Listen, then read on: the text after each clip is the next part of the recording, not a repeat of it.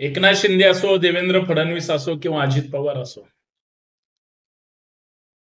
बरोबर विधानसभेचा कार्यकाळ आता संपत येणार आहे. अशाच बरोबर शेवटच्या कालावधीमध्ये त्यांनी 2-3 योजना काढल्या. मग महिलांसाठी लाडकी बहीण योजना असेल, ज्येष्ठांसाठी देवदर्शनाची योजना असेल, युवकांसाठी काढली म्हणतात, परंतु युवकांना किती फायदा झाला हे संशोधन करण्याचा प्रकार आहे. परंतु या योजनेच्या माध्यमातून मग महिलांना काही एसटी पास मध्ये 50% मोफत सवलत असेल, ह्या सगळ्या योजना काढल्या. परंतु चालू कार्यकाळ संपत असताना नवीन विधानसभेची निवडणूक डोळ्यासमोर ठेवून त्यांनी बरोबर ते प्लॅनिंग आखलं. शेवटी त्यांच्याकडं म्हणजे इलेक्शन प्लॅनर्स असतातच, ज्याच्या माध्यमातून हे सरकार किंवा ही तर सत्ता आपण गडबड करून भोगलेलीच आहे किंवा लोकांसाठी आपण काम केलेलंच आहे. अजून पुढची 5 वर्ष मिळाली पाहिजेत, सत्तेत आपणच असलो पाहिजे, विरोधकांना फिरकू द्यायचं नाही, असं एकदम परफेक्ट प्लॅनिंग करून त्यांनी ती योजना आणली. आता जे काही लाडकी बहीण योजनेच्या माध्यमातून पैसे 1500 रुपये महिन्याला दिले किंवा एसटी मध्ये 50% सवलत महिलांना दिली, म्हणजे 50% तिकीट हे सरकारने भरलेलं आहे का? एसटी महामंडळ पहिलीही तोट्यात होती, आता खरंच ती फायद्यात असेल हा जो काही प्रोपोगंडा केला जातो, मला असं वाटतं हे अजिबात खरं नसेल. कारण एसटी कर्मचाऱ्यांच्या ज्या मागण्या आहेत त्या मागण्या पूर्ण करू शकले का? आंदोलन बरोबर त्यांनी गुंडाळलं. शेवटी सरकार आणि नेते फार हुशार असतात आणि कुठलीही संघटना असू द्या, त्यातले 4 लोक हे कुणाचे ना कुणाचे लाभार्थी असतातच. अख्खं एसटी कर्मचाऱ्यांचं आंदोलन गिळून टाकलं. आरक्षणाचं काय केलं? सरकारने हे 2-4 योजना काढल्या, सगळ्यांना वेड्यात काढलं, पण त्याच महिलांच्या, ज्येष्ठ लोकांच्या, मुलाबाळांना आरक्षणाची गरज आहे. मराठ्यांना आरक्षण सरकारने दिलं का? जे टिकू शकणार नाही असंवैधानिक आरक्षण दिलं. पूर्वी फडणवीसांनी दिलं, ते टिकलं गेलं नाही. नंतर शिंदे साहेबांनी दिलं, ते टिकेल याची गॅरंटी नाही. नंतर त्या आरक्षणाचा फुटबॉलच झाला. धनगर आरक्षणाची काय परिस्थिती आहे? 1 नंबरला लोकसंख्येच्या प्रमाणात मराठा असेल तर 2 नंबरला धनगर समाज आहे. 12 कोटी जनतेचा विचार करत असताना लोकसंख्या ज्यांची जास्त आहे ते का एवढं आटेपिटा करून आंदोलन करतायत? मराठा समाजाला तरी आरक्षण द्यायचंय, धनगर समाजाला तर आरक्षण फक्त लागू करायचंय. कारण केंद्राच्या सूचीमध्ये आहे, राज्याच्या सूचीमध्ये आहे. द्यायची नियत आहे का? हा संशोधनाचा विषय. 40 वर्ष रक्ताचं पाणी करून लोक संघर्ष करतायत आरक्षण मिळण्यासाठी. नाही कुणी बघत त्याच्याकडे, नाही कुणाला दिसत हा सगळा संघर्ष. फार वाईट परिस्थिती आहे. याच्या पुढे जाऊन अजून विचार करायचा म्हटलं, ज्या योजना सरकारने जाहीर केल्या, सरकारच्या खिशामधलं किती दिलंय मला सांगा. मुख्यमंत्र्यांनी स्वतःचे पैसे किती टाकलेत लाडकी बहीण योजनेमध्ये? देवेंद्र फडणवीसांनी किती पैसे टाकले? अजित पवारांनी किती पैसे टाकले स्वतःचे? एक छदाम सुद्धा नाही. लाडकी बहीण योजना असो किंवा कुठलीही योजना असो, सरकारची योजना त्या ठिकाणी जाहीर करतं किंवा पैसे वाटप करतं, खरं तर सवयी लावल्यात कष्ट न करता मिळायचं किंवा मिळवायचं. हे पैसे जे कष्ट करतात ना लोक, जे टॅक्स भरतात, जे जीएसटी भरतात, नोटीस आली तर घाम येतो कळत नाही, अशा लोकांकडून त्यांनी पैसे वसूल केलेले असतात आणि मग इकडं त्या योजनेचा लाभ म्हणून द्यायचा. योजना लोकांच्या आहेत, लोकांच्या पैशातून आहेत. ना शिंदेनी उपकार केले, ना पवारांनी उपकार केले, ना फडणवीसांनी उपकार केले जनतेवर.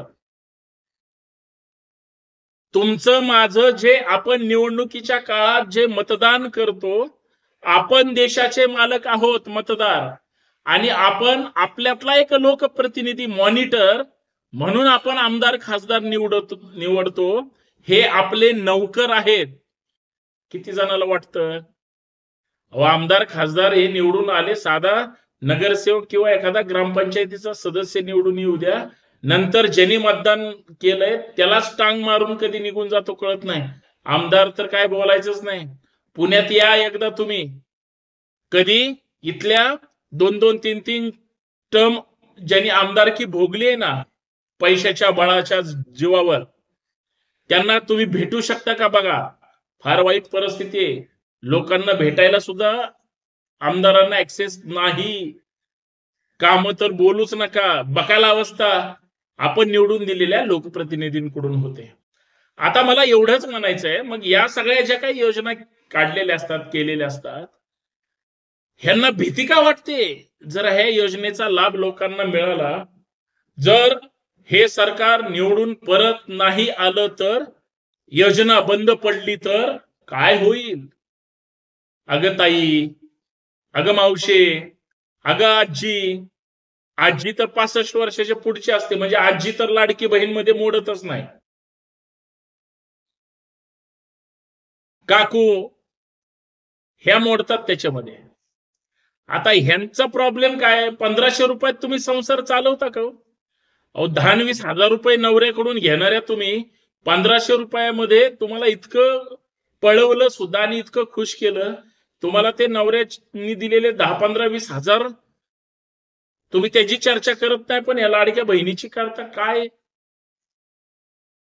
1500 रुपये तर तुम्ही सरळ कपडे अडकून ठेवल्यानंतर ह्याला पाहिजे त्याला पाहिजे म्हणून तुम्ही पैसे घेता. मग आता सरकार निवडताना तुम्ही आम्ही विचार करणार आहोत की नाही? योजना कशा लाडक्या होतात, योजना कशा फेमस होतात? जर त्या राज्यातल्या महिलांना 100% कायदा सुव्यवस्था आणि संरक्षण मिळत असेल तर, मुलींना सक्तीचं मोफत आणि दर्जेदार शिक्षण मिळत असेल तर, मुलींना महिलांना बाहेर फिरायला पूर्ण स्वातंत्र्य असेल तर, आज गाव खेड्यापासून शहरांपर्यंत, लहान मुलींपासून ज्येष्ठ महिलांपर्यंत कुणीही सुरक्षित नाही. कशी काय लाडकी बहीण?